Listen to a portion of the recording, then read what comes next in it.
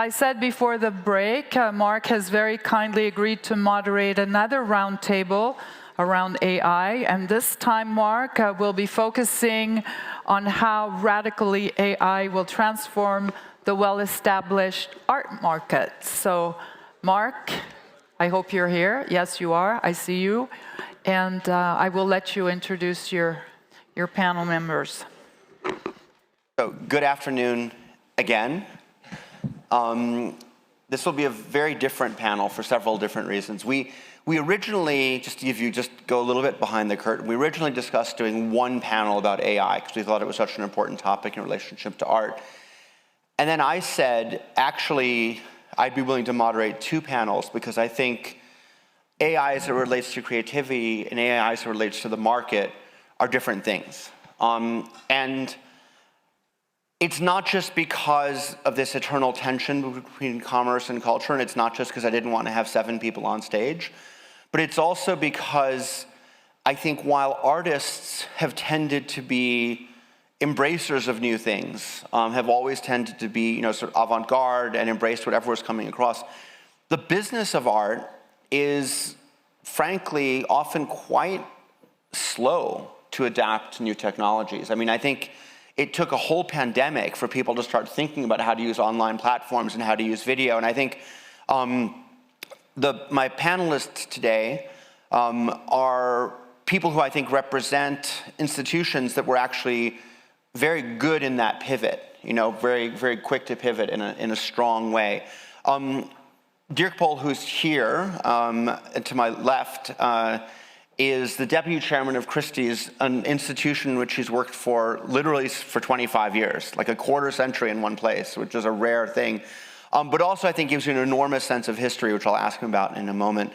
He's also someone who, the auction houses are often described as people who are just kind of deal makers. I'm sure Dirk has done a lot of deals, but he's also someone who's written several really intelligent and valuable books about the market. So he's someone who's both right in the middle of the market, but someone also who's able to step back and give us his perspective.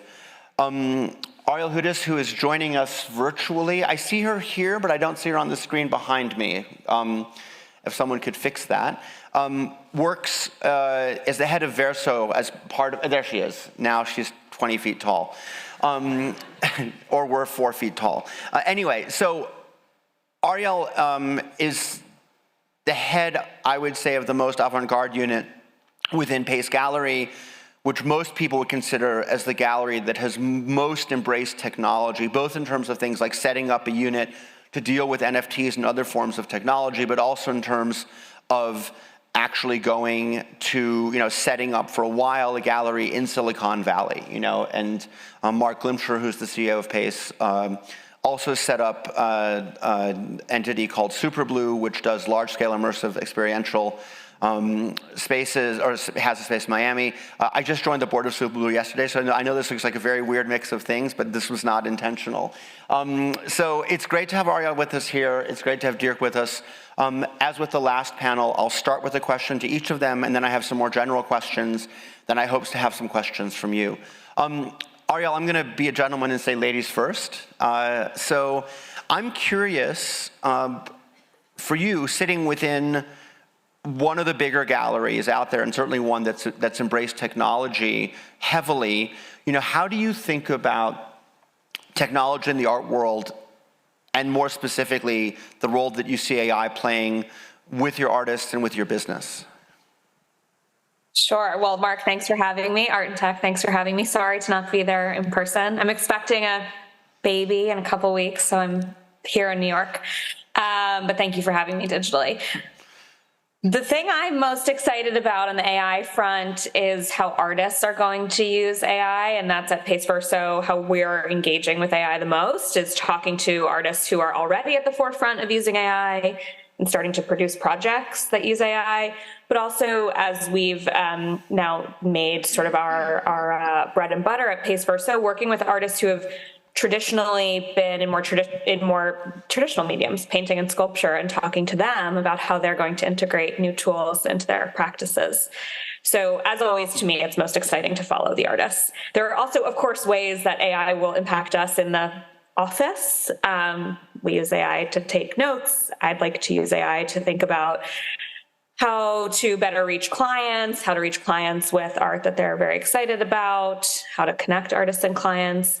But in terms of what gets me excited every day, it's following the artists and hearing what they want to do with the new technology. Yeah.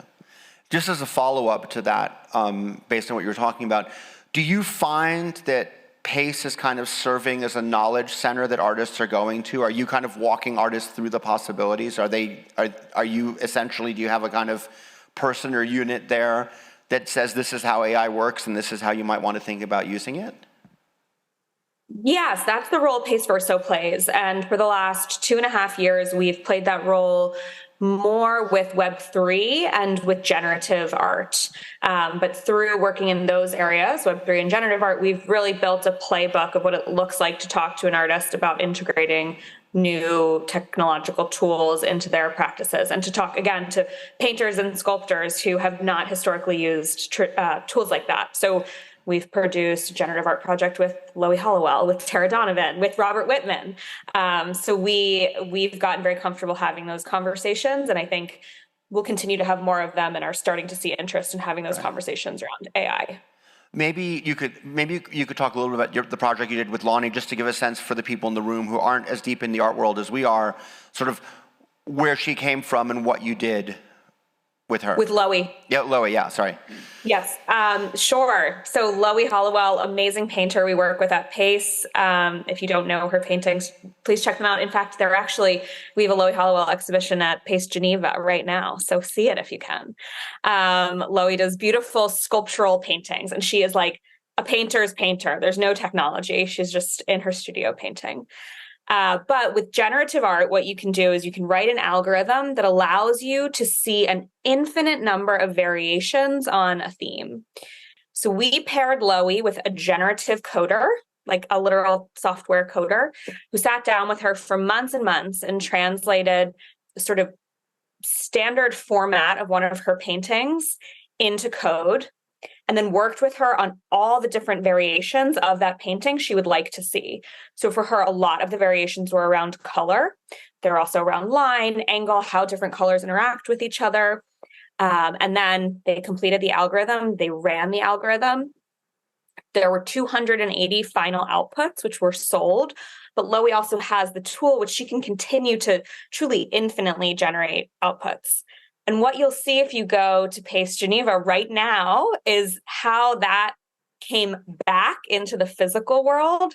Loie was inspired by some of the digital outputs she saw, new color and line and shape combinations that she would not have come up with in the studio with a brush. And then she painted them. And she says she didn't directly paint any specific digital output, but rather saw, put together a lot of new ideas on what was possible from the digital project and translated those together into this series of paintings. So to me, a very exciting moment where somebody who's very traditional integrates a digital tool, and then the digital tool ends up coming back and impacting the physical work. This is very much the AI as thought partner, which is what we were talking about on the last panel. It brings you to new places, then you decide how deeply you want to go into any of them. It doesn't surprise me, by the way, to hear that your gallery is serving as a kind of tech advancement support for artists, because anyone who knows how galleries work with artists knows that the number of hats a gallerist wears vis-a-vis their artist is almost infinite. So this is just another hat. Yes. I mean, what Marc Glimcher said very early on in Web3, so in early 2021, when everybody was suddenly paying attention to NFTs and the blockchain, he said two things. He said, first of all, wherever artists go, we follow. So if artists are expressing interest in this, we have to build out the capabilities to support them in doing this. That's our job. So that was number one. And number two, he said, anytime someone, the art world, points at something and says, that's not art, run towards it. So that's what we've done. And I think in AI, we'll continue to do that. And honestly, I don't know if I'm seeing very, very strong AI art yet. But as these AI tools get into the hands of traditional artists, I think that's where we'll start to see things we're really excited about. And that's why we'll run towards these tools. Great. Okay. Switching gears. Dirk, you've been around since the days of transparencies. Rub it in. I'm just as old as you are. In fact, I'm older than you are. So, you know, I used to fax things. So, talk to us about. I mean, don't give us the whole history because you know that's for another time. But I'm curious when you think about how the business works now and the role of AI. How different is it than how it worked when you started, but even more importantly than how it worked 3 years ago, 4 years ago? Well, honestly, the difference between now and 3 years ago isn't that big, because what we now call AI and what has become a very successful label for a certain service actually has been around in various shapes and forms, and it's been a development over 10 to 15 years that we have been using that type of technology and being part of its development.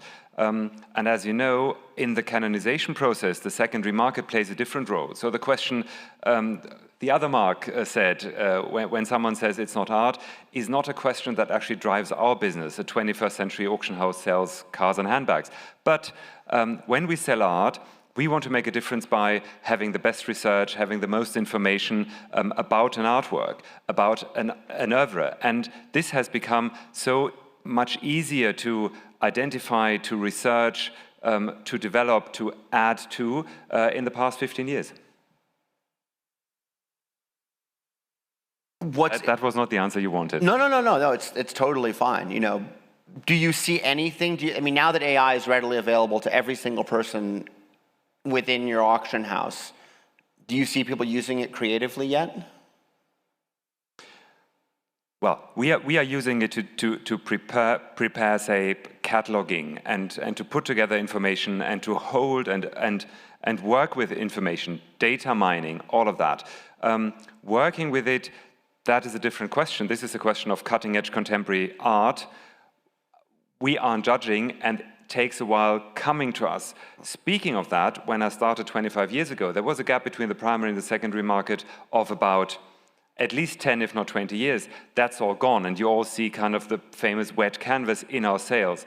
And that means that nowadays AI created or helped or works that used AI come to auction. And you all will remember the famous portrait of Count Bellamy we sold in 2018, the first secondary market sale of an algorithm created, if that's the right wording, work. So we have to deal with that. We have to have a view on that. But where we use AI on a daily basis, and kind of almost everybody, is in how do we do our work, not how do artists produce their work.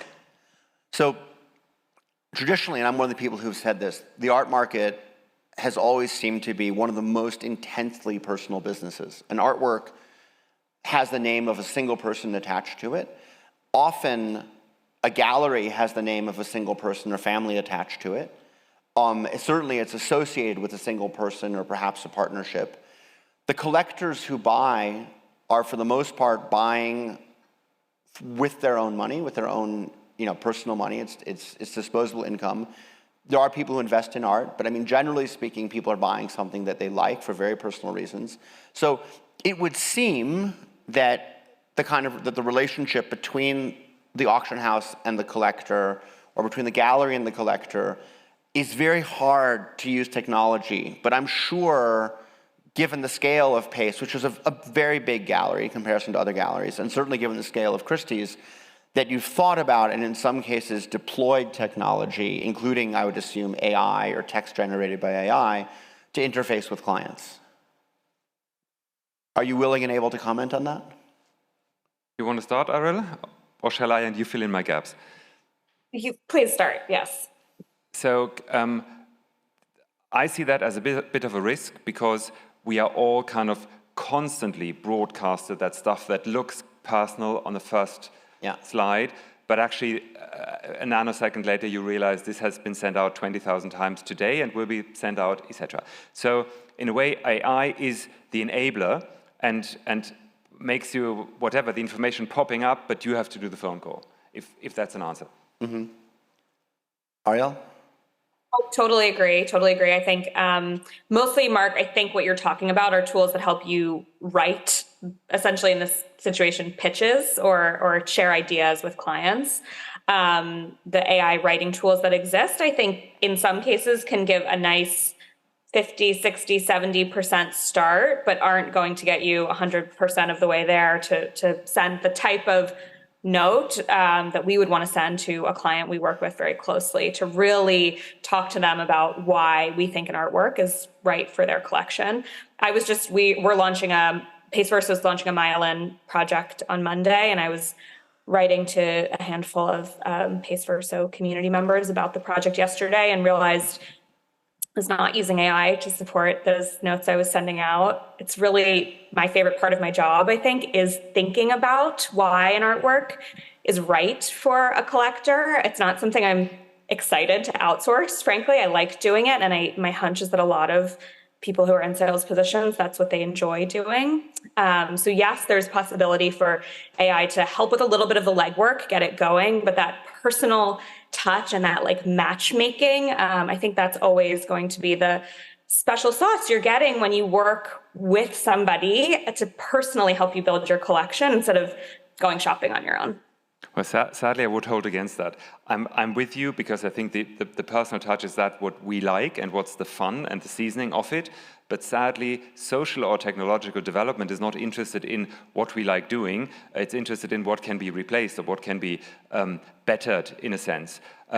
Secondly, I think we are all kind of quite good at understanding our clients. And the question is, what is the tool we are using? And if an AI-generated whatever is the right thing to use, that's absolutely perfect, I would say. And there are also clients who like that remote position for themselves, maybe not in your business, certainly in ours, because we are much more mass market driven, because they think they are a bit below the radar. So you have to balance that.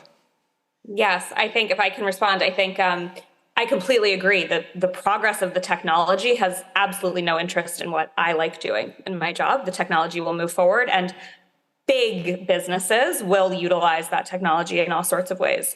The art world, to Marc's point and question he was asking, how we've been traditionally behind in adopting technologies, I think often that's a fault. Sometimes that's a benefit. And if we think about artists, they haven't, just because a painting can be painted by a robot now, doesn't mean that every painter paints with a robot. And so too, I think the people who are interacting with artists, working with artists, selling artworks, it's not incumbent on us that we must use every tool the same way that my past life, I was a consultant and I worked with Ford. Ford's going to use these tools in a different way than Pace Gallery, and that's not necessarily a bad thing. I'm curious, because you are a big thinker about the art world in general. Why do you think the art world is so slow to adopt technology? This opening of a question makes me so suspicious. You have no idea. You think I'm flattering you? No, I'm just. Yeah, well, I haven't written any books about the art world. Don't stop trying. Don't stop trying. So I think, as you said earlier, it's a personal business. It is understanding someone's needs, someone's tastes, and I mean, we are all looking down on the early adoption coming from Amazon, where you were sent these emails. People who bought the book you just bought also liked X, Y, and Z. And actually, the cases I remember are cases I was really upset that I was sent some nonsense, and I thought, oh my God, in what kind of social crowd I've placed myself by ordering something from Amazon. But actually, I have to admit that about 80% of their suggestions kind of were, oh, let's have a look. And then the work, or in this case, the book, kind of spoke to me or not. So I think when you just said it's 60% AI prep and then you have to edit, I think that is a key thing. And this 60% have been there kind of all the time, but in different shapes or forms. It could have been the letter and later the email of a more experienced colleague you were given as a template for your letter. It could have been a copy-paste situation when we started working with Word, etc. So that we try to do what we want to do in a more efficient way and use latest technology is fairly normal. why are we so late with that? Because we always feel we have to protect that personal relationship. We have to protect the magic of art, the magic of the auction room, the magic of whatever ourselves, and that gets into the way of it. And secondly, when we speak about technology, it usually meant it is more transparent, and that is something the art market is a bit kind of not quite clear about. Do we really want that? And on both sides, by the way, it's the artists as well as the distribution systems. So in a way, I think it was driven by protecting what we thought was at the core of it. Yeah, I mean, I will say this. Having several times tried to introduce, when I was at Art Basel, systems which would have made a lot of sense. I'll give one example, which is at one point we were approached by a collector who said, by a gallerist who said, there's so many collectors who are coming from all over the world and they're new to the way that we do business. I think it would be great if you did a kind of standard contract, totally optional, that you could supply to galleries that would say, this is the buyer, this is the seller, this is who's buying shipping, this is where it's going, this is the taxation on it. And it made sense, like, why wouldn't you do this?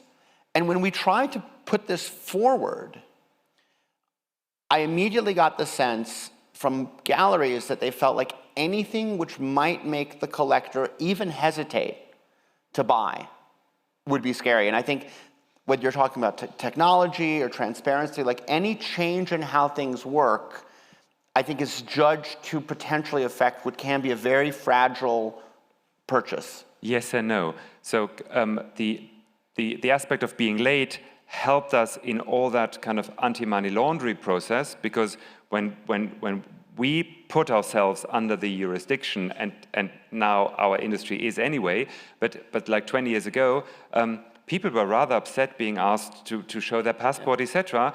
But nowadays you have to show your passport for absolutely everything. If you want to buy a croissant, almost, at least in Switzerland. So, and it's very easy that they come forward and they have all the papers you need because they're asked about that all the time. So it has become a standard, and in that case it's easier to follow than to push it through as the banks had to do. Yeah, that makes sense. But I will say that in general, I think people are very wary of changing the way in which they do business with collectors, who in the end always have almost all of the leverage in almost every situation. Different question. A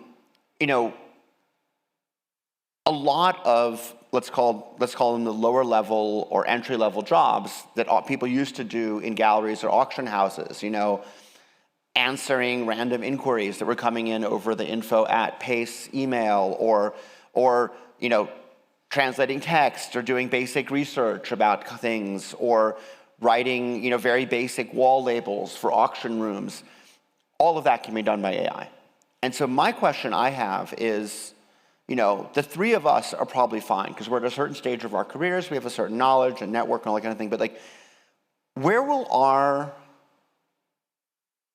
successors, where will the people who are entering the art world enter 15 years from now, if the jobs that don't require the kind of knowledge that we have, the network that we have, don't exist? Like, what is the path? In Hollywood, it was famously like you would go through the mail room at William Morris and then you would rise through the ranks. But, if you've got a robot with a face detector sitting at the front desk that can identify every single collector who walks in the door, if you've got a machine that you trust to write response emails to the random tire kickers, if you've got someone writing art fair applications, which is a rite of passage that I think every young gallery assistant has to go through.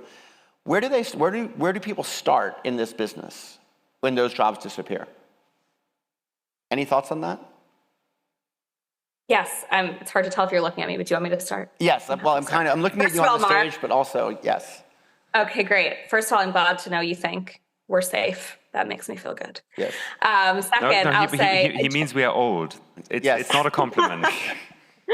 Well, I'll take it both ways then. One will offset the other. Okay, I'll answer your question in terms of the gallery pathway, but I also have another thought on AI and where it creates new AI and technology in general, and where new roles are created. So in terms of the gallery path, I think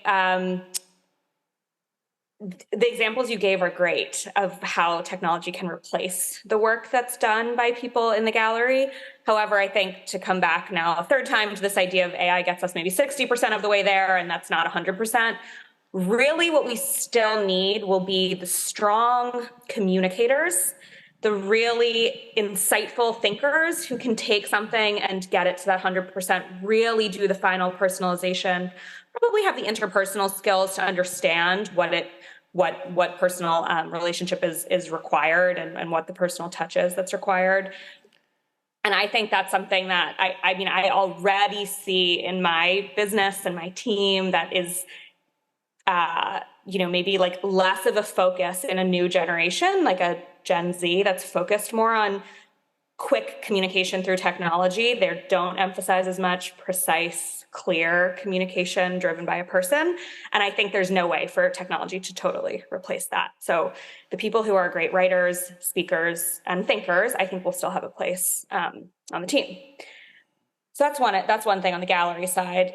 Then to go back to the artist side, again, where I'm always most interested, I think AI creates lots of new jobs on fabrication and creating art. So if we think about how artists integrate new tools, it's not often or it's not always that an artist in their own studio fully brings everything in-house. They start working with external providers who are specialists in using different tools. So I gave the example of Lowy working with a software engineer that was actually a small team of software engineers who already have developed a specialty of working with traditional artists who are crossing over into generative art. And many of them have some background in art and a deep background in coding. So that's created a whole new set of roles. And that same team worked with Tara Donovan and worked with Robert Whitman and worked with Leo Villarreal, in fact. And there'll be all sorts of new roles like that. The bronze foundry of yesterday is the AI-powered, whatever it becomes, atelier of tomorrow, and there'll be all sorts of new roles there. Yeah. Dirk, I'd love to hear your answer, and then I want to hear some questions from the audience. Your examples are all circling around the sales side. I think the big difference could be on the supply side in both our worlds, because as a market system, you need to sort out your supply, and what you don't have, you can't sell. So the question is, when every front counter is inhibited by a robot and every email is AI-driven or created, who is it, the artist or the collector, trusts more and entrusts their work or their collection to? So still the personal aspect, the personal understanding, the interaction between humans might be key here. Secondly, when I think about my own career, I started at Christie's, as you said, 25 years ago. My first job, I was still an intern. That must have been 96 then. I was given a tranny. Not many people in the room will remember what that was. Not refer to a transsexual, it's a transparency. Yeah, a large transparency. A transparency. He was given a transparency. I was given a transparency, and Brett Govey, who had just started as the head of the department, said, this painting comes up in our next auction. Figure out whether it has been exhibited or published. And I would go to the library and would spend days there and flip through the catalogs of exhibitions and auctions to find out whether this painting had been shown or sold or published. And this happens still because we know that what you find online you cannot entirely rely on, the old garbage in, garbage out phenomenon, but still it's so much quicker. So it means the next generation of Dirk Bolls can do that not in 10 days, but in 10 minutes, and they can do 100 of things in the time I needed for one thing, and that reflects why the market has been, is nowadays so much quicker and turns around so many more items, let's call them, than it used to when I started. Right. On the other hand, the next Dirk Boll won't have 10 days of images and exhibitions that he'll have looked through. He won't have built up the database. You find, in the old days when you went to a library, you found a lot of stuff that was related to what you knew you were looking for, and you read it all, and so you got a much broader knowledge. When you find things right away, you don't get anything along the road. I see a man with a microphone, and I assume he has a question. Me? Yes. I am curious about, given your experience with the art market, what would happen to the price or the value of the art, given the generative AI or general AI making productivity like ubiquitous? I mean, I know where you're going. Oh, sorry, is that for Marc? no, it's for all of us. I'll answer that question in two ways. I think I'm guessing you're asking in terms of, do people value artworks as much if Yes. they were made using these types of tools? But I'll also talk a little bit about maybe the business side and what that does to pricing. I think on the art side, remains to be seen how using these tools impacts value. Where Pace Verso has done projects where artists like Lowy, Robert Whitman, Tara Donovan, Leo Villarreal are using these tools to create artworks. They have, by the same token, used the tools to create a wide quantity of outputs at the same time because the tool enables that. And that inherently has brought the price down very purposefully. That's the idea, to reach a wider group of people through these artworks. So I don't think we've yet had a one-to-one test of if an artwork, sort of a painting in a gallery exhibition that could be compared one-to-one to a painting that wasn't made with AI, is exhibited, how that impacts the pricing. My hunch is that long-term, it does not have an impact because we've seen artists always, for decades, for centuries, integrate new technologies into how they make their art, and prices have only gone up. And if we think about artists who we know use more tools in fabrication, Jeff Koons is a Pace example. We know he uses a lot of tools and technology in his artwork fabrication. That doesn't seem to have a direct impact on the pricing of the work. Then on the back end side, you might say, again, if you were looking at another industry, you might say tools that make the business more efficient will help bring pricing down. And that probably will happen in most industries.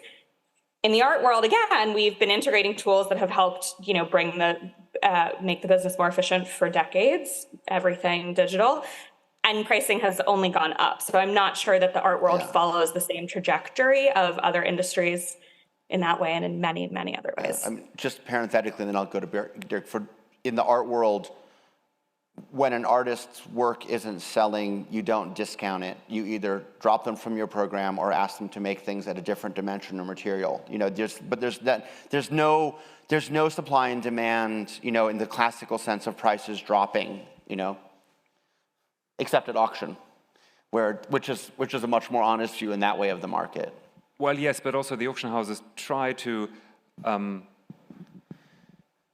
design their auctions in a way that we don't offer things we cannot sell afterwards. So when something doesn't sell any longer, you don't take it on, simply. So I would fully agree to that. I think we have a situation here like when photography was invented, everybody said, well, that's machine-made, that hasn't artistic value. And nowadays we look at it and we have quite a different view. And then again, I think our industry is different when we are more efficient. All the savings we create don't go to the industry players, but go to the client side. So that is either the people who sell their art, or it's people who buy art. And this is why attending an auction or buying at auction has become so utterly expensive these days. There was no buyer's premium until the 1970s, I think 73, and now you pay, as we all know, considerable sums of money because the distribution of money has changed, but not towards the auction house. That I can sadly confirm. Yeah. One more question, perhaps? Anybody? Okay. I will give the stage back a few minutes early. So thank you very much to Ariel for coming in the morning, and to Dirk for coming all the way from London, by planes, trains, and automobiles. So I wish you a good rest of the day. And once again, thanks to the foundation and to AP for making this happen. Thank you. Thank you all very, very much. And now I propose a little music with our next speakers. Nicolas, who is the founding director of the EPFL+ECAL Lab, the Design Research Center of the EPFL. It explores how design can contribute to conferring uses on emerging technologies. And a sidebar, Nicolas and I work together at the TSR, RTS a long time ago, where he was a magnificent anchorman, and he is also a journalist. And with him is Frank Madlener, director of IRCAM Center Pompidou. IRCAM is a unique center dedicated to scientific research and music creation. Frank is a pianist and a conductor. I will give you the clicker, Nicolas.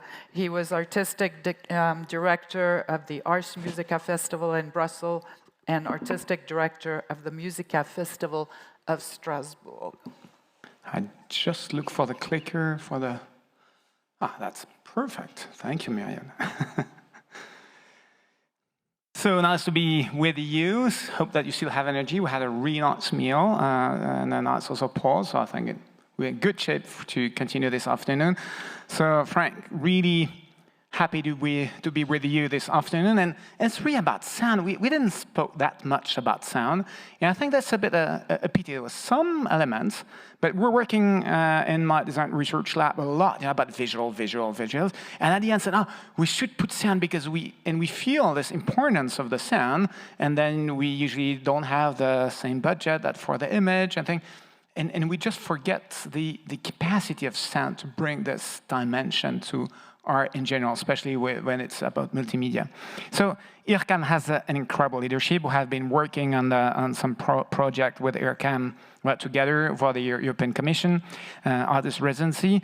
So, but I know that it upsets you, but I had a musician say, IRCAM, what is this thing that was the full budget of the State of France by Pierre Boulez? And I say, it has changed a lot. So you can put the hammer again, but still, people still have this old image, and you have done an amazing evolution. It has totally changed. IRCAM is an incredible institution right now. No, I would say that the money go to good things. First, you have to know we are a private institution connected to the Centre Pompidou, and our main force is to join science, engineers, and artists without doing any C-art, which is neither science, neither art. Artists are doing arts with some imagination, hopefully. So just not to do it too corporated, I will say this is our main things. And recently, we provide the IRCAM Amplify because there is a revolution in audio. We spoke a lot of AI, few only on metaverse. You cannot imagine a metaversic experience without the spatialization, the immersion, and the quality of the sound. So that's one of our goal, to go to the market, to go to the cultural industry, but to save the high quality with the artists. That's the idea of IRCAM in the very heart of Paris. IRCAM Amplify, that's the way where audio can be relevant. Musical industry, robotic, cars. We worked recently, we are working, by the way, with Renault on these electric cars together with Jean-Michel Jarre, and care and sound is also a big thing. So I want to go to the sensation, because when we speak about science, we always think that it's a sort of rational approach to the world and not a sensitive approach, which is not true. If you see, for example, the question of voice, and I will show you some excerpt. The voice normally is human. We have all a voice. But today, we can mix human and machine and to get the real expression, the human expression. And I will show you, it's not a competition, I will show you some objects that we do. This is the different company that we work with. First, I go to this one. We should hear some sound.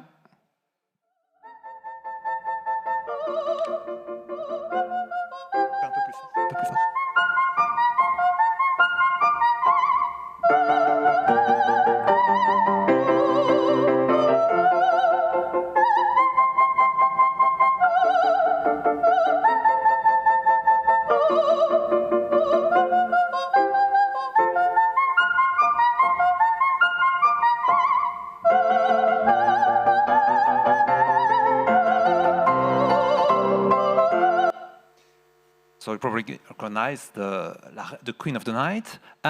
For some opera lovers, I was asking who is singing, who is this colorator, and they didn't find. It's a synthetic voice. You can believe it because it's so easy to go to the top F for her, for I don't know for what. The idea is not to make a competition, but you know, like in Shakespeare, like in Go, there are some. We can imagine once a competition between the synthetic voices and human voice, not to say that one is replacing the other one, but just it's a stimulation to see how we can achieve a high quality. And this is still very old. This is synthetic voice. Now I will show you, because voice is human, how you can sound processing with someone live. So you will hear. It's someone singing. Changing the number of voices with a Kinect. It's a no playback.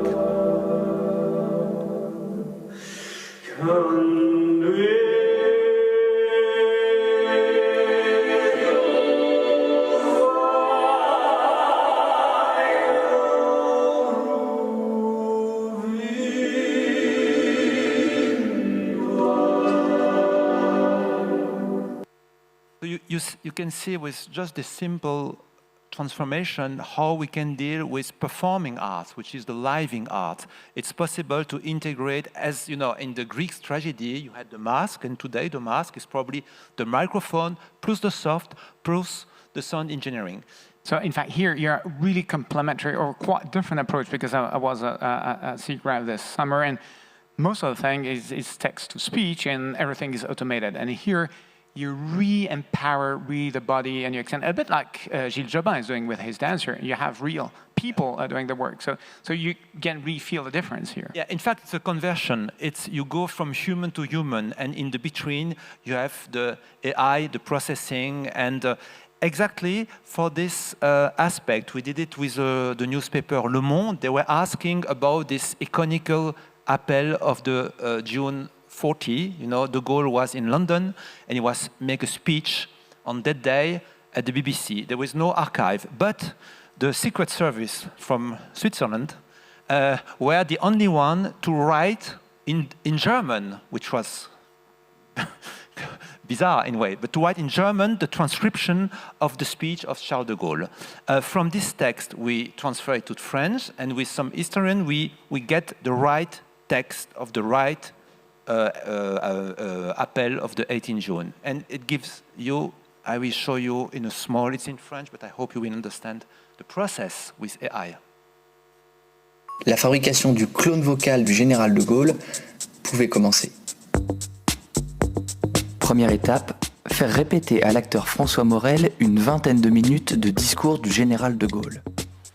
Donc en fait, j'écoute et j'essaie de reproduire aussitôt. Voilà. Sans imiter, c'est en fait coller au rythme. Et si de Gaulle parle un peu bas ou s'envole, respectez ça. Hop. Je vous le relance. Ouais. La France avec nous. Étape 2. C'est bien. Faire jouer à l'acteur le texte de l'appel du 18 juin. Pas besoin d'imiter de Gaulle, il faut juste respecter le rythme un peu solennel des années 40. Moi, général de Gaulle, actuellement à Londres, j'invite les officiers et les soldats français à se mettre en rapport avec moi. Le reste se passe dans la machine. D'un côté, elle analyse comment le général de Gaulle prononce les mots. Elle fait pareil pour l'acteur François Morel et compare tout ça à des centaines d'autres voix déjà analysées. Objectif, définir ce qui est spécifique à chacune de ces deux voix-là, leur identité. Dernière étape, la machine vient habiller la voix de l'acteur avec l'identité vocale de Charles de Gaulle. Nous y sommes. Pour la première fois depuis le 18 juin 1940, la voix et les mots d'un homme, un général de 49 ans, qui appelle la France à poursuivre le combat. Au milieu des ténèbres, l'appel. le gouvernement français a demandé à l'ennemi à quelles conditions honorables un cessez-le-feu était possible. Il a déclaré que si ces conditions étaient contraires à l'honneur, la dignité et l'indépendance de la France, la lutte devait continuer. So you see the difference between the first speech of the actor with a lot of emphase and so on, and the result, because he gave his expressivity with the color, with the voice, and with the right microphone of Charles de Gaulle. Few things. We always think that AI is automatically there. No, it's a mixture between artisanat, handmade, and automatization. That's the best thing. Then we can do a really high quality, high level. The second thing, you know, you all know Hamlet. Hamlet was speaking with his ghost. So I think that the present, the today time is full of ghost, full of this voice, full of voice of the time is out of joint. So the present is a mixture of something from the past, from the future. And in a way, the technology is making this dream of Hamlet, the time is out of joint. You can imagine, we had this discussion also with the Montreux Jazz Festival to build a concert with real live musicians together with some archives, and the archives will follow the real musicians. So it changed totally your connection to the past. It's not the past as a ended world. It's a mixture between yesterday and now. And for this, the technology, it's quite meaningful. For sure, you have the question that, you know, here you did it for the good with General de Gaulle, but it could be also used for the bad by creating fake news and things like that. So do you keep track on this modification? And how could you, for instance, check who has done what? Absolutely. We keep tracks, we keep a sort of report of all the process, and we don't say it's an archive. We say it's a reenactment of something which is in our collective memory, but we didn't hear it. And this one I want to give you, but it was asked by Philippe Parreneau, famous French visual artist, who, for the Bayelet Foundation and then for the Palais de Tokyo, he was asking, I would love that Marilyn Monroe would read her own diary. So again, we start from an actress, we make the analysis of the real Marilyn, and then we make this jump to the right one. So here you see that, and you have other tools, and we'll see other results of IRCAM, but this is fantastic tools. How are they, it's just enough for a researcher, or do you go a bit further because we saw the IRCAM Amplify? How these tools can be available? How can, you know, other companies work with these tools? I think you're so... It's really depending on the tools. The voice is still haute couture. In a way, the haute couture is IRCAM and the prêt-à-porter is IRCAM Amplify. It needs still time. You can go to Microsoft Go and you can, in 3 seconds, you can make text-to-speech, but it improves a lot. But you will catch some artifact. So it takes time. Other tools like spatial audio, it's a major question for today. Now it's totally automatized. So we have natural listening, which is a new tool, which helps the artist to get, if they are allowed, to get Apple Music Store with these tools. They can really be specialized as they want. That's more, I would say, that's more industrial. So that's really something I insist on, the specialization of the sound that we're entering. It has been also discussed with other speech before, how we can enter in also by Jean-Michel Dirk, that we enter in a new way to compose things for a specialist. Can you tell us a bit more about the research done at IRCAM? No, we found the Spat Revolution. It's a software which, whatever you have, if you have 4, 5, 6, 7, 30 loudspeaker, you can get a proper specialization connecting in the whole. And then now we put it in the post-production for artists, songs, whatever, hip-hop and all the style to get to the DSP, to the platform, and to be able to make a specialization with automatization. which save money, which save time. So in a way, it's a real help for the artists and for the mid-market. So now about producing sound. I mean, we have regular instruments, but you're also playing with gesture. That's another. With gesture. Yes.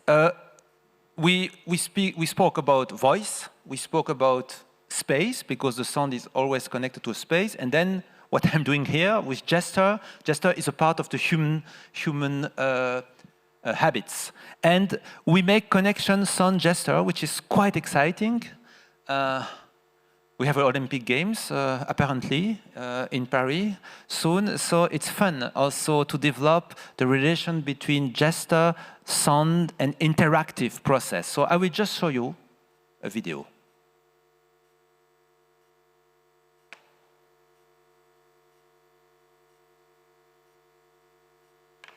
Here we are.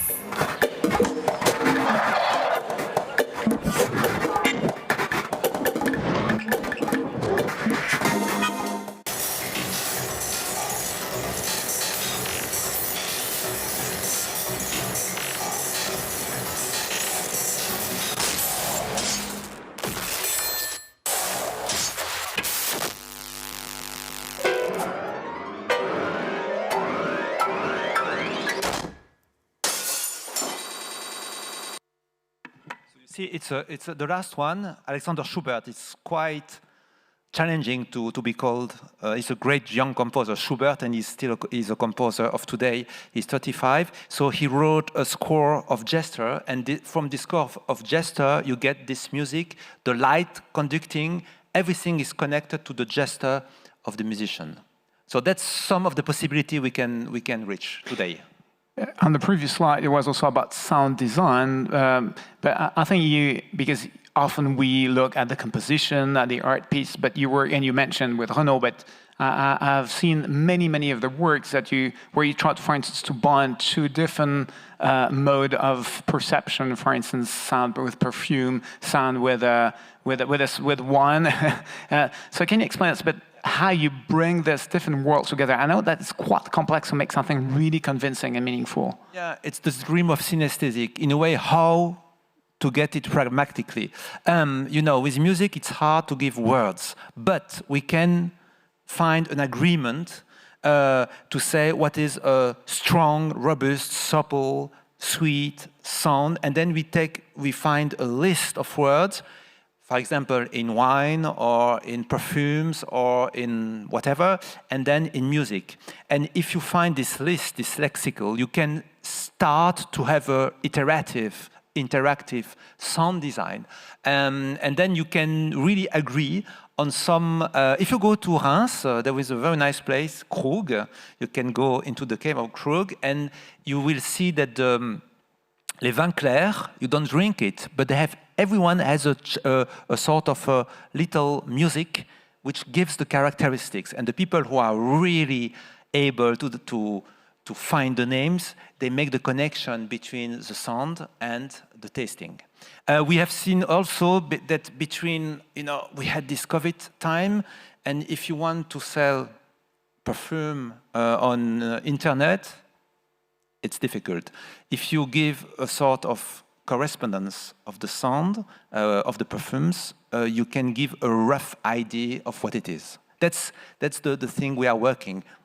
So here, it shows that, I mean, the work that you do is not only for art piece that people come to listen, but it really has impact on businesses. Yes, absolutely. The idea is, you know, the model of IRCAM was the Bauhaus, the famous Bauhaus in Germany. The idea of art, artisanat, and industry. But we never get the industry. So now it's time. Now it's time to say that we have prototype, but we go to the market with some of these tools. And why they are good? Because inside the laboratory, you have side by side artists on the way, sound designer, computer makers, soft and engineering. And it's this collective, which is very rare in a way, because you have all the time this separation, which gives the quality of IRCAM. So for you, it's also kind of evolution in the job, because you're a musician, you're a conductor, and now you're also a business, and you're also looking for investors and things. So it's another journey for you. Get investors, and now we are looking. Now we are looking more to go to the States to face the protectionism of some major companies, because we get a software solution in SaaS mode, which is another world. And the idea is to say that we have a made in France, a made in Europe also, which is meaningful, which is high quality, and could be all over the world. So we have this business part, which is really important and opens really a lot of perspective, but perhaps we'll finish also on the educational part, because you're still part of the Centre Pompidou. I think also working with children, this cultural part. Can you explain us a bit more about this, what you're doing with the children? Centre Pompidou will be closed between 25 and 2030, but IRCAM will be open, the only one at the Beaubourg plateau. So, by connection between gesture and sound, we did this one with Ubisoft. It's a way to Bienvenue sur la grande scène de l'orchestre. Conduct some tracks. Je vais te montrer quelques gestes simples pour diriger un orchestre. Ensuite, tu pourras diriger tout seul. Tu es prêt? C'est parti. Il faut bouger les bras de haut en bas, comme ceci. Fais comme moi. In a way, it's the reverse of the karaoke. You don't follow the tracks is following you. So, of course, it's not conducting like in real life, I say, but you have this feeling that with your gesture, you can influence the speedness, the strongness. And then we did it also for very young people to use gesture to move sound. So this relation between gesture and sound is a major topic for. It's very interesting because we are not only in this virtual world, we are more in the embodiment of the technology. That's why when we say technology or human, this sort of alternative, it's a bit boring. I think that AI is perfect for the industry, but then we can be back to the singularity, the high quality and the human quality, the unlearning aspect, as I said in the discussion previously. Perhaps a last question. I know you have to take a train, be in a rush, but one thing, important question. We see in the curve, the attendance in classical music, especially in France, going a bit down, aging, but with all these techniques and so what you try to do with the kids, how we can create more attention, bring more people back to the concert with a musician using technology, how we can re-engage the society more with this world of classical music, especially, or contemporary music. I think the actual mutation is going to a sort of casual art. That's the idea of open AI and all the deep tech company. Everyone is an artist, everyone can do, it's casual for everyone to everyone. But then comes the question, okay, we have so many things on the streaming, on the market. Then you need again to find some quality and singularity. And I think the way to do it, it's the participation. It's the active participation of the people. For example, we just we make a workshop called Bestiaux Robots. You allow a young children to give a voice, to make a voice for his robot. And the choice of the voice, is it a human voice, is it a retro voice, is it a voice for the choice of the voice and the use of generative sound develop your sense of critics, your sense of creativity. So I think the best way to get inside the music, it's the participation. And then you have to learn how to be interpassivity. Interpassivity is also very nice because in a way, we are so many, every time we need to be answered, we need to get an answer. And sometimes, you know, the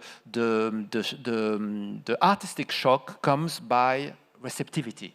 So we also need to learn receptivity, but with the tools, it's possible.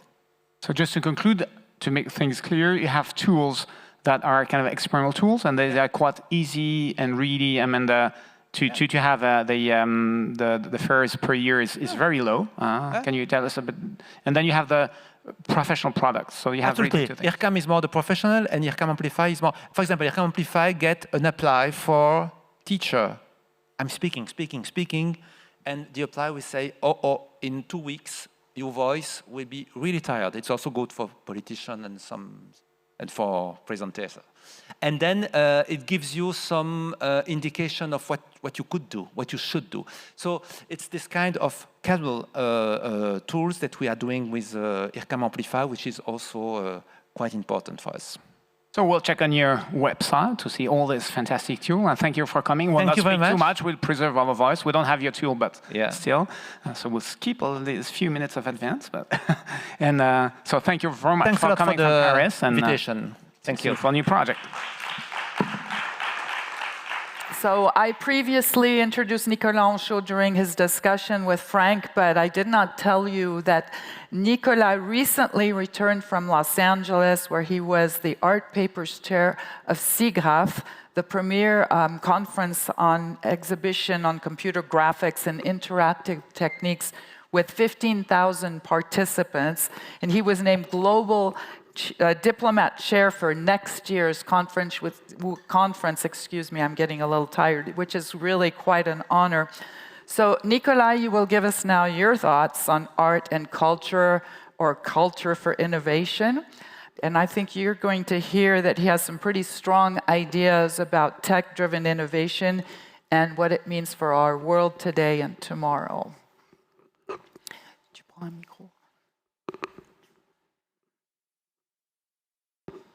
Up, it's around, yeah.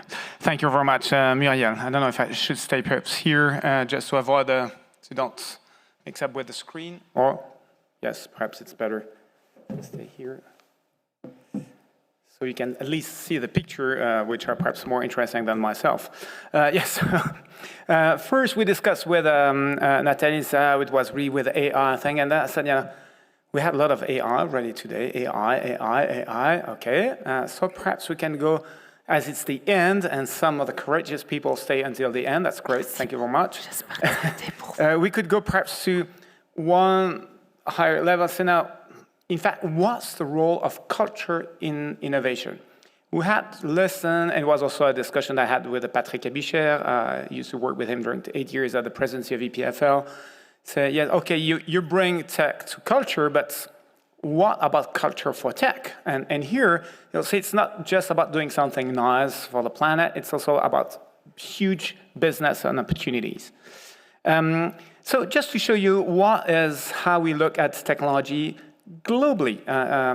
So this is something I did for the IRCAM. That was a keynote at IRCAM at Centre Pompidou in the spring. This spring, I said, just during the weekend before my talk, I look at the web about the metaverse. So metaverse. We know a little bit the situation right now, but what was still this spring on the metaverse? Metaverse has over 400 million unique average monthly user worldwide. More than half of them are under the age of 13 and blah, blah, blah. Say, I'm not in it, I'm dead. Then you go on McKinsey, I think it was almost the homepage, still on March 13. It was a report which was 8 months old. So just look at the 22, see 120 billion in 2030, 5 trillion. Come on, you're the investors. You're the part of the cake. Then I wanted, and that started to be a little bit more difficult to get some bit more accurate numbers. And you see about how people look at the metaverse, or the interests of people. And you see that generally the requests on Google In January 2022, it was 5 million per month. And then you just look at 23, less, almost a third. And it's not because people know what is the metaverse. They don't know at all, I want to say the general audience in the US. Then I go a bit further on the business part, see a number of million. In 21, it's the revenue of the metaverse was 120 million, a bit less, 117. In 22, 56. So it's not just a slower growth. It's really going down very fast. We know the NFT is about 90% down. And in 2023, it's even going lower. So I think here we have an issue. Just look over the last decades, Google Glass, TV 3D, NFT, metaverse. What are we doing with innovation? We want to bring something for the society. We also want to make money. I mean, want to live better. Not something bad on this, but what is happening right now? I think we have a real issue. And it's what I try to also argument when I'm at the EPFL with Martin Vetterli, our president, say, now, the technical performance drive forecast. You see the curves, you have the technical performance, and then you have all this consultant companies, say, to please you and your investors, that's this fantastic exponential curves. But what drives the adoption is the human experience. And this is, for instance, the real stats. It's not exactly the same time scale of the VR acceptance. There was just, for instance, a new Sony Play. Let's make a little bump, and then it's back down with the VR. And it doesn't help. That was last summer at SIGGRAPH. The new prototype of Zuckerberg said, oh, we're so cool. We have the new VR stuff that will be ultimate thing. It has the brightness of the real world. That's interesting for you, Marilyne, the light coming in the glass. You're working with light in the building. So just a little thing is you need to put 2 ventilators on top of your head because you need to extract the heat. And you have something to hold your mask. And so perhaps the lessons about human adoption doesn't go. There was a huge line to get in, mostly people from the engineering side. But there's something that is not only for the tech world on this kind of a bubble of entertainment. This notion of what is adopted and not, you have it in many, many areas. And it's something where there's a real cultural issue. Just something, you probably remember this, that was with the COVID, something that came out from EPFL. It was about how you can detect, if you were in touch with the COVID. And it was done really in terms of security, data security by the book, meaning that you had no centralized data, any repository. So the state couldn't track you and was really done perfectly technically. And the people working there, and they had to do this really fast. So they're really proud to do this. But they had people in the street with the panel, and we had even a votation, including this part of what's called surveillance. At the same time, the people who were in the street, they were going on the supermarket with a fidelity card with, about stuff that they didn't care. So you have this total subjective perception, which is also key about this adoption of what comes out. So what I'm doing, so before, because here I have a little movie, I try to bring some movies. Here, this is a movie about what could be the role of art. Here inside. One of the things that happens in my artworks that take data, things like your heartbeat or your fingerprint or your facial features, is that they're added into a landscape of other recordings, and that over time, these continuously get erased. So as you take, for example, a new heartbeat in a piece that collects heartbeats, the oldest one is removed from the array and is forgotten. This forgetting is a fundamental part of the artwork that I'm making. We tend to call them memento mori, like a reminder that we are around for a little time. Most of my work takes place in public space when I work in a city or sometimes in museums, but oftentimes it's involving the body of the performer or the participant. People get invited to connect with each other in a real space, and then there is some kind of digital layering that is taking place that helps people connect with each other. But because my work is based on relationships, I can completely see the work being able to take place fully digitally in a metaverse kind of environment.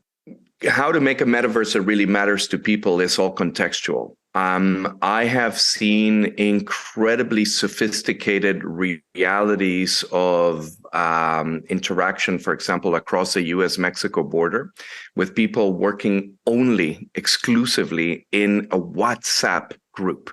This is a completely contained poetry platform dedicated to illegal immigrants, mostly.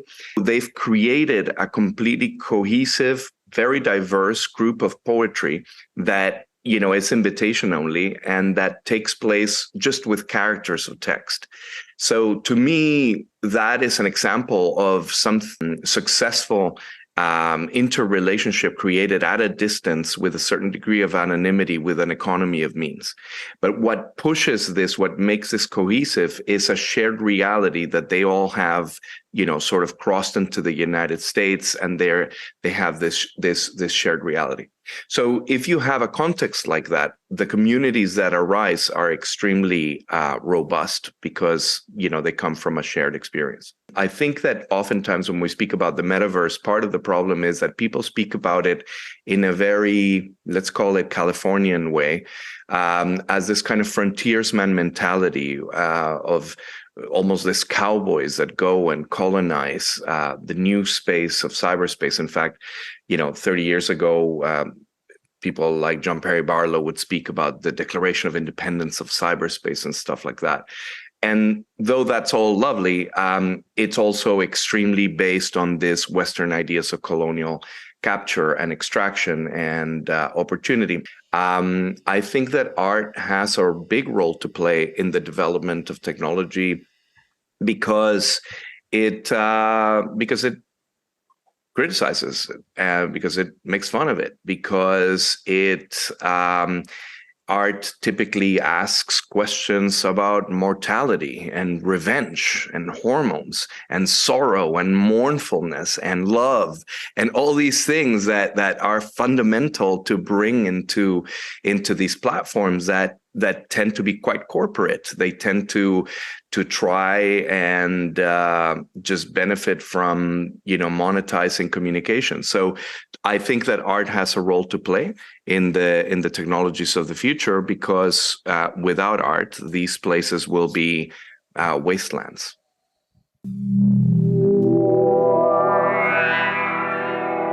So I was a bit stressed when I presented this for the first time at SIGGRAPH in California, but it went through quite well.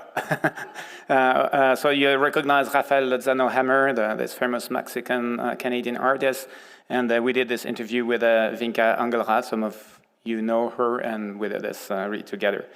So we did several of these artistic interviews. So you see here the role of the arts, and what I'm doing personally is really to work on this applied art, so see how we can refuel this cultural dimension into the innovation process to make something that matters for the society. And you see here that the implication, the impact, the potential impact is really huge in terms of domain, in terms of field of impact. For instance, here we have been working on meditation, how we can bring more well-being, how we can treat diseases with this. So I'll show you, for instance, a first thing about meditation. And here we work with Taoists in a temple, see how we can bring really people in an emotional state that is suitable for meditation, guided meditation. And here we really pay attention carefully about the different phases of meditation. It was done with the medical doctors, with the Taoists. It's a public place, funded also co-funded by the state, but it happened to be really implemented eventually in the temple, and the results of this research has been published.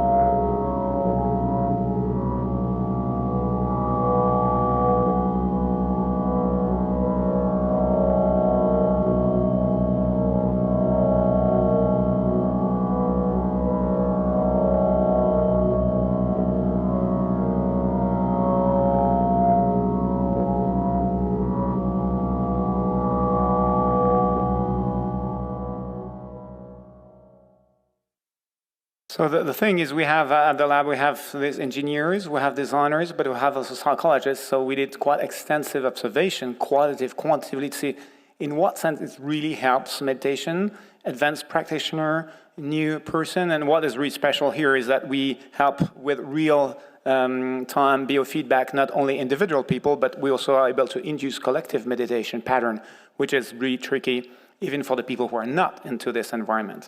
So here, and the digital part, in fact, helped a lot to maintain the center during the COVID and after. So we're part of the situation right now, the business that helped them really to overcome some difficult times.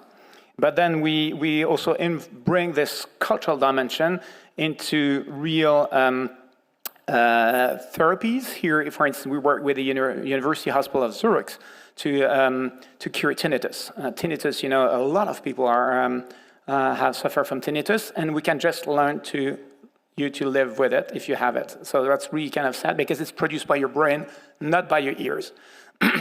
So what we chose, the only hypothesis to say, can we train your brain producing this tinnitus to do something else than producing this tinnitus? And so we try to produce an input to the brain, and then according to the location of with EEG that triggers, we give you feedback, and the closest you get to the place that produces tinnitus, the better you have the feedback.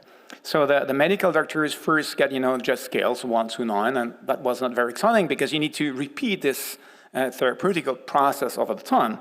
So here we brought some cultural dimension, for instance, bring different type of patterns, so a picture that gets sharper, and a lot of new strategies where we involve really designers and artists to see how we can bring this neurofeedback in a new way. And here, again, we'll go all the way down to clinical trials, so see really it affects here the part. But if you don't address this cultural dimension, people will be stressed, they will not understand what it's about, and their attention will not be there. So I think it's really important to create all this effort, the cultural effort, and now we're blending more and more, for instance, with the medical side to see what we can bring to improve the therapy themselves, but also how you live and you experience them.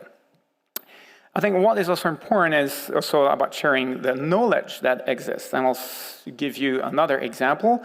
We're working a lot with different museums in the world, with also companies, luxury companies. But there's a lot of knowledge that exists, and it's what is stored in our museum. Okay, it's great, but you cannot show them. It's very difficult. And this is one example. We work with Starobinski, for instance. This is, for instance, an incredible piece of knowledge about the critique. I'm practicing critique every day with my research assistant, with people, sometimes also with my kids. But what do I know about critics? What is a critic? Is it a judgment about some norms? If we would know a little bit more about critics, perhaps we'll live a bit better together. And one guy, Jean Starobinski, has worked a lot. He was really considered as the master of the critic, and he explained really well in his books what is about critics. But I didn't read that much about this. So this is a project that we did for the National Swiss Library, and I think there's... Oh, was just before it.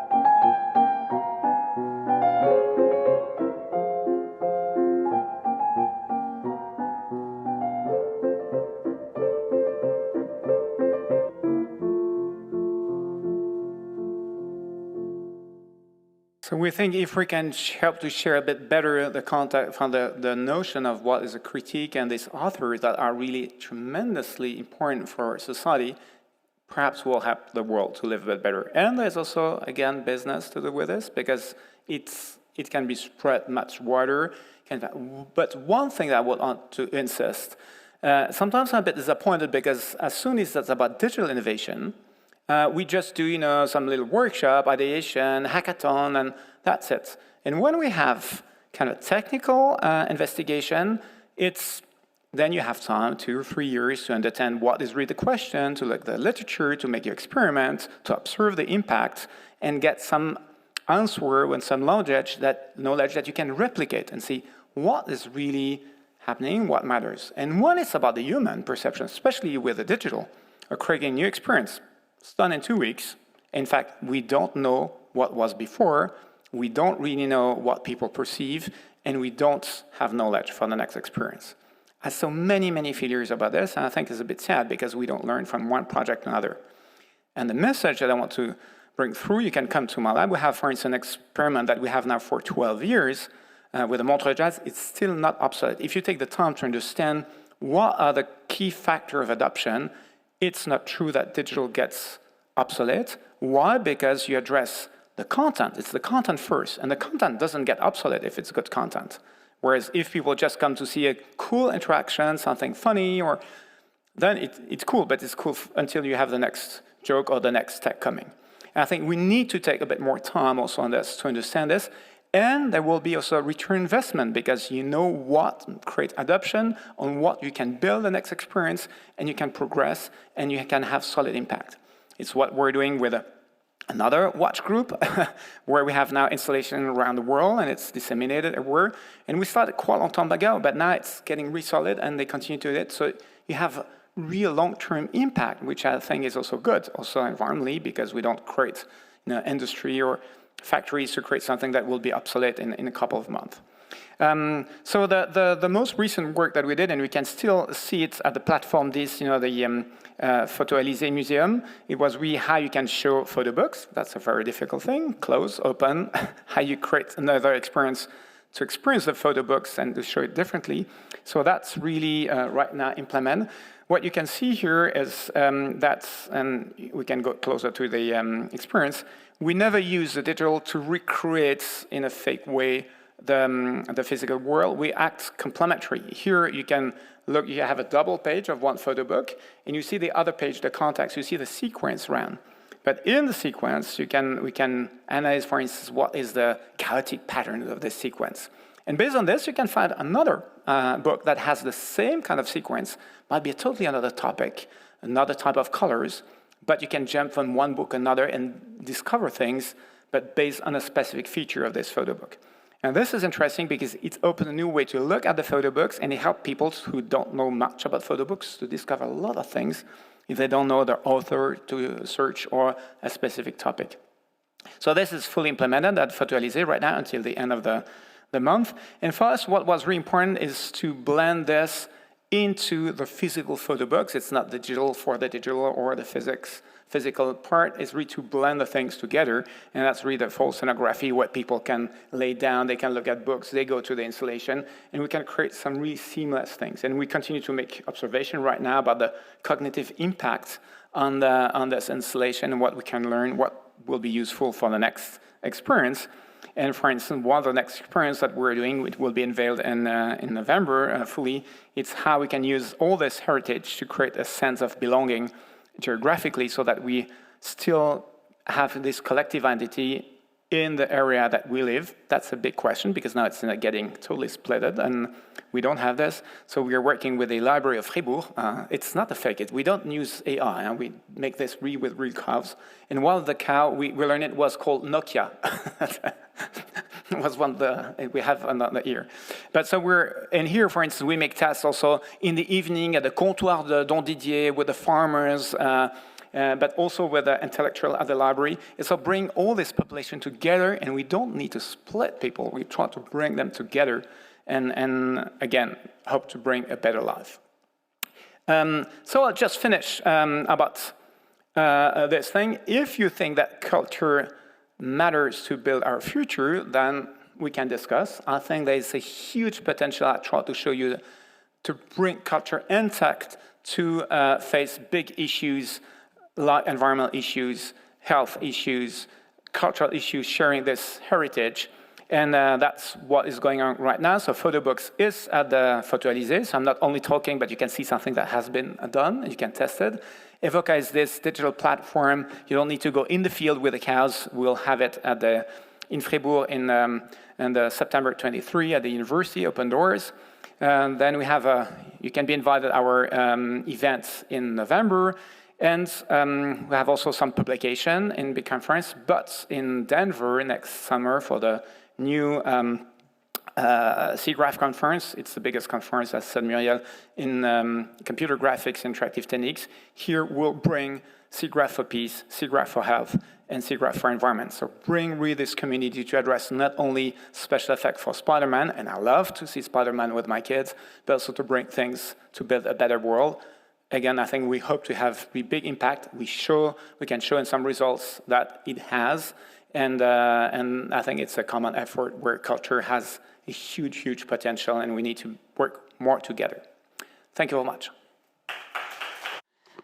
Thank you. I think this was a very appropriate talk to close this day and a half of exceptional